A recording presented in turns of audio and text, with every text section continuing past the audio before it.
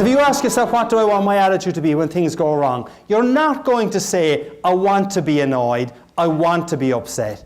When you ask yourself the question, what do I want my attitude to be? You're more likely to say, I don't want to be angry, I don't want to be annoyed about this. And having answered that way, you will make some effort not to be angry and not to be frustrated. And I'll give you an example where it helped me a couple of years ago. I was driving in the western suburbs of Chicago in heavy rush hour traffic. Came to a set of traffic lights, turned left at the traffic lights, and a few seconds after turning left, I noticed in my rear view mirror a mobile discotheque. Cop car, flashing lights. So I pulled to the slower lane, he pulled to the slower lane. And I remember saying to myself, well, holy St. Patrick and St. Bridget. Bit of respect there, please. Holy St. Patrick and St. Bridget, what could that fine officer of the law want from an upstanding citizen like me? Now, that was the gist of what I was thinking. I may have said just one four-letter word. But for those of you whose mind is in the gutter, the word was oops. Which, as you all know, stands for uh-oh, police, stop.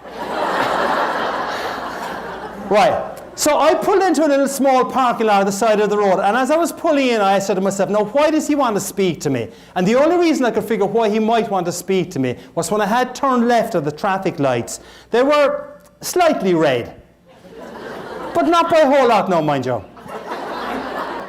He is there on his computer checking me to see if, in my case, I'm a member of the Irish Republican Army, or even worse, a Cubs fan.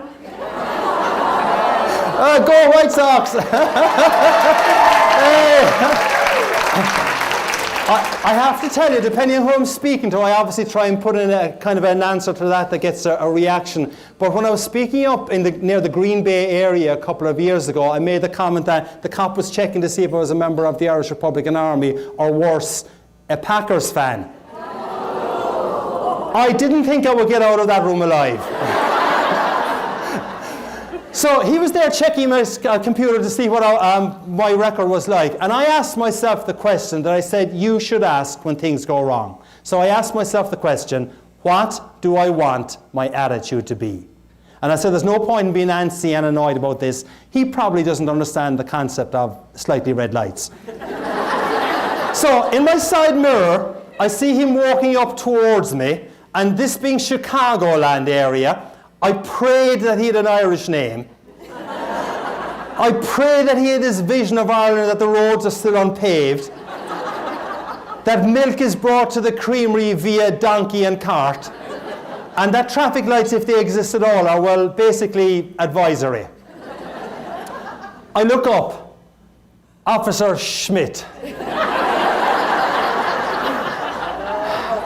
who proceeded to tell me in minute detail what I had done wrong. He asked for my license and he asked for my insurance. Now, none of this is made up, I promise you.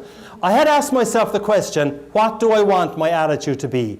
As he is looking at my license, he says to me, sir, I like your attitude.